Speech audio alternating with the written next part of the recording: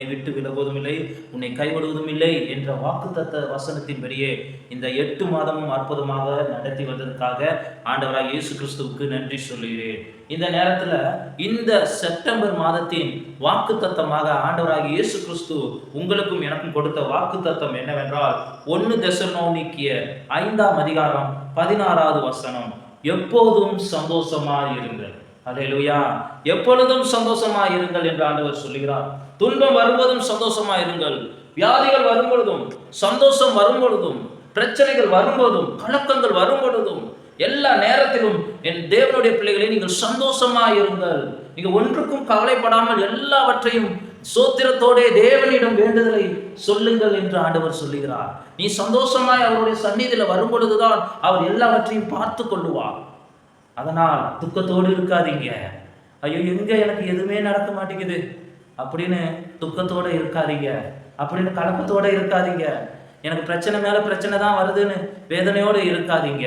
ஏனென்றால் வாக்கு தத்தம் பண்ணின இயேசு கிறிஸ்து, நான் உங்களோடு கூட இருக்கிறேன்னு சொன்ன இயேசு கிறிஸ்து, நான் உன்னை விட்டு விலகுவதும் இல்லை, உன்னை கைவிடுவதும் இல்லை என்று சொன்ன இயேசு கிறிஸ்து உங்களுக்கு சொல்லுகிறார், எப்பொழுதும் சந்தோஷமாயிருங்க. உயர்வு வந்தாலும் சந்தோஷமாயிருங்கள், தாழ்வு வந்தாலும் சந்தோஷமாயிருங்க, கஷ்டங்கள் வந்தாலும் அவருடைய சந்நிதியில சந்தோஷமாயிருங்க. அவர் விரும்புகிறது அதுதான். அவருடைய பிள்ளைகள் சந்தோஷமா இருக்கணும்னு அவர் விரும்புகிறார். கலக்கத்தோடு இருக்கக்கூடாது, கண்ணீரோடு இருக்கக்கூடாது, வேதனையோடு இருக்கக்கூடாது. எப்பொழுதும் சந்தோஷமாயிருங்கள் என்று சொல்லுகிறார். திரும்பவும் சொல்லுகிறார், சந்தோஷமாயிருங்கள் என்று. அதனால் இதை கேட்டுக்கொண்டிருக்கிற எனக்கு பிரியமானவர்களே, இந்த மாதம் நீங்கள் சந்தோஷமாக இருக்கக்கூடிய மாதம். உங்களுடைய பிரச்சனைகளுக்கெல்லாம் அவர் தீர்வு கொடுக்க போறார். அதனால தான் அவர் சொல்றார், சந்தோஷமாயிருங்கள் என்று. உங்களுடைய கண்ணீர் தேவ சந்நிதியில வந்து நீங்க கண்ணீர் வடிச்சீங்கல்ல, அந்த கண்ணீருக்கெல்லாம் பதில் தர போறார்.